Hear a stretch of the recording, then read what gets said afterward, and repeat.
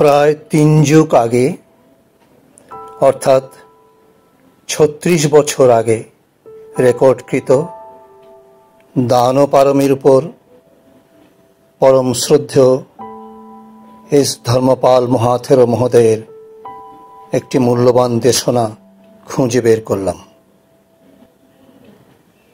শ্রদ্ধেয় এস ধর্মপাল মহাথেরো মহোদয়, যিনি পরবর্তীতে সংঘনায়ক পদে সমাসীন হয়েছিলেন, তিনি আজ প্রয়াত। এই মহাপুরুষের প্রতি গভীর শ্রদ্ধায় বিনম্র বন্দনা নিবেদন করছি। তাহলে শুনুন এই মহামনীষীর কণ্ঠস্বর। পরম পূজ্যপাদ আজকের এই ধর্ম সমাগমের সুযোগ্য সভাপতি, উপস্থিত ভিক্ষুসংঘ এবং ধর্ম পিপাসু উপাসক উপাসিকা বৃন্দ, আজকে দানপারমির শেষ পর্ব। ইতিপূর্ব দুদিন ধরে দানপারমি সম্পর্কে সুযোগ্য দেশদর্শন সাগর প্রিয়ানন্দ মহাথেরো এতে বিশেষভাবে আলোকপাত করে গেছেন। আজকে তার পরিসমাপ্তি। কাজেই এই পরিসমাপ্তি দিবসে আমরা তার আলোচনার শেষাংশ শুনতে পাব।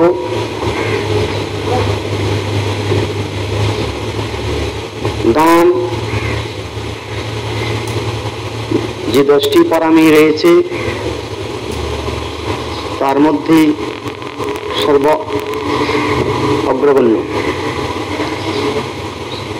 এটা বিশেষভাবে সুমেধ তাপস যখন ভগবান দীপঙ্কর সম্যক সম্বুদ্ধের কাছ থেকে বুদ্ধত্ব প্রার্থনা করেছিলেন এবং বুদ্ধ যখন সুমেধ তাপসকে লক্ষ অধিক 4 সংখ্যকল্প পড়ে যে তার প্রার্থিত বুদ্ধত্ব জ্ঞান লাভ করবেন এই আশ্বাসবাণী শোনান, তখন সুমেধ তাপস চিন্তা করলেন যে বুদ্ধত্ব জ্ঞান লাভ করতে হলে কি কি যোগ্যতার মাপকাঠিতে আমাকে তৈরি হতে হবে, কি কি ধর্মতা আমাকে পরিপূর্ণতা সাধন করতে হবে এবং কি উপায়ে আমি সেই সম্যক সম্বুদ্ধত্ব জ্ঞান লাভ করব। এই প্রশ্ন উঠবার সাথে সাথে তিনি পর্যালোচনা করলেন যে সমস্ত বিষয়। তার মধ্যে প্রথমেই তিনি দেখতে পেলেন যে দানপারমিতাই হচ্ছে প্রথম পারমিতা, যা বুদ্ধত্ব সাধক ধর্ম তার মধ্যে প্রথম। তিনিও দেখতে পেলেন দানের উপরেই হচ্ছে সবকিছুর প্রতিষ্ঠা। দান যদি জীবনে না থাকে, ত্যাগের পরাকাষ্ঠা নিজের জীবনের মধ্যে যদি আনা না যায়, তাহলে বুদ্ধত্ব কেন, শাবকত্ব লাভ করা অসম্ভব নয়। কারণ ধারণ এবং বর্জন এই দুটি হচ্ছে বিপরীত ধর্মী। ধারণে আসে ভোগ, বিসর্জনে আসে ত্যাগ। কাজে একজন পুদ্গলকে যদি অসীম অনন্ত গুণ জ্ঞানের অধিকারী হতে হয়, তাহলে তার জীবনটাকেই ত্যাগে চরম স্তরে নিয়ে যেতে হবে। যেমন আকাশ অনন্ত, কাজে ব্যক্তিকে যদি অনন্তের মতো অসীম করতে না পারা যায়, তাহলে তার পক্ষে সম্ভব নয় সেই অসীম অনন্ত গুণ এবং জ্ঞানের আধার হওয়া।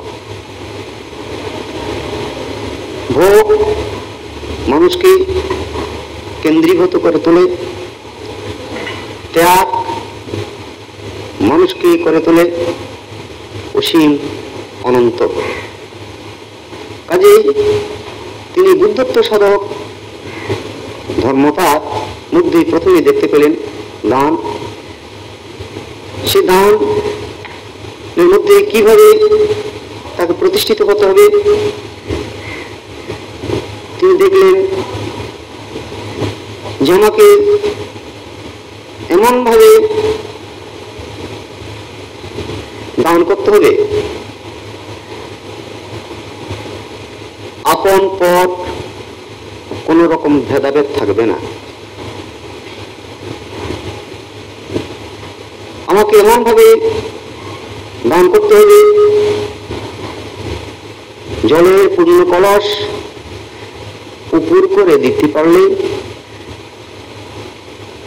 যেমন অবস্থা হয় আমাকেও ঠিক সেইভাবেই নিঃশেষ হতে হবে।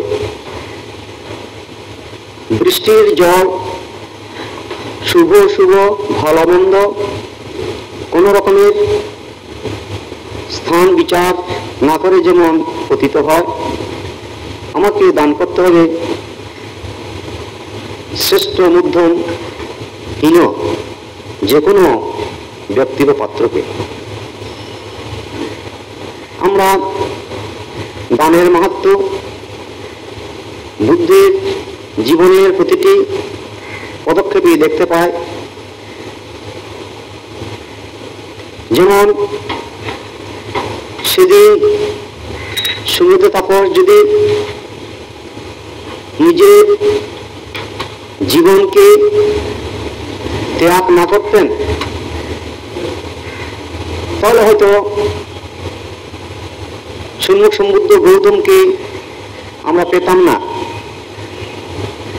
কারণ তিনি সেই ক্ষণে যদি ইচ্ছে করতেন তাহলে অবত্যক লাভ করে নির্বাণ লাভ করতে পারতেন, কিন্তু তিনি সেটা না করে চিন্তা করলেন আমার মতো শক্তিমান পুরুষ যদি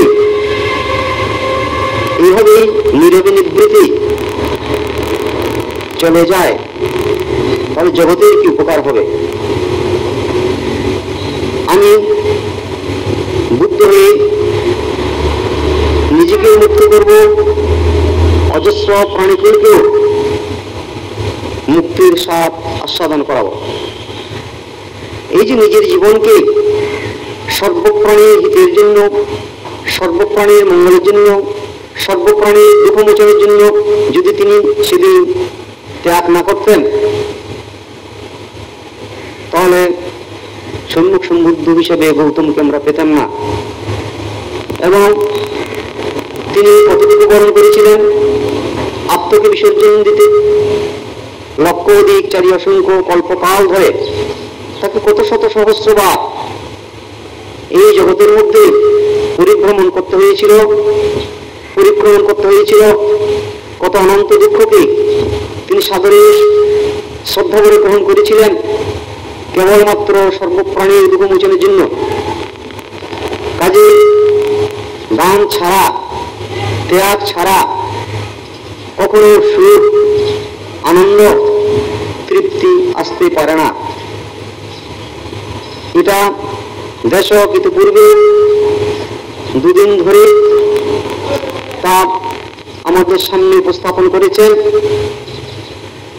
কাজে আজকে তার পরিসমাপ্তি ভাষণ এখানেও দেখব যে দান শুধু বাহ্যিক ভোগ্যবস্তুর মধ্যে সীমাবদ্ধ নয়, নিজের অঙ্গ প্রত্যঙ্গ দানের মধ্যে সীমাবদ্ধ নয়, এমনকি নিজের প্রাণ পর্যন্ত যেখানে দিতে হয়, যে দান পরিপূর্ণতা সাধিত হয়, সেটাই আমরা আজকে তার আলোচনায় দেখতে পাব। কাজে এ কারণে 3টি কুশল কর্মের মধ্যে দানশীল ভাবনা, দান প্রথমে, এবং দশপারামি, দশ পরমার্থ পারামি, উপপারামি, 300টি পারামির মধ্যে প্রথম পারামি হচ্ছে দান।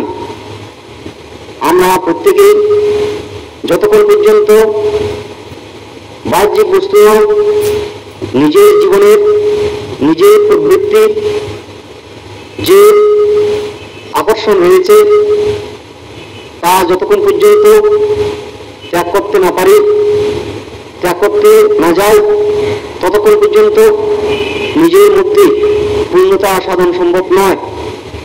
যেমন তথাগত সম্মুখ সমুদ্ধ অনুভব করেছিলেন যে ত্যাগেই পরম শান্তি, ত্যাগেই পরম সুখ, ত্যাগের মধ্যে রয়েছে তৃপ্তি।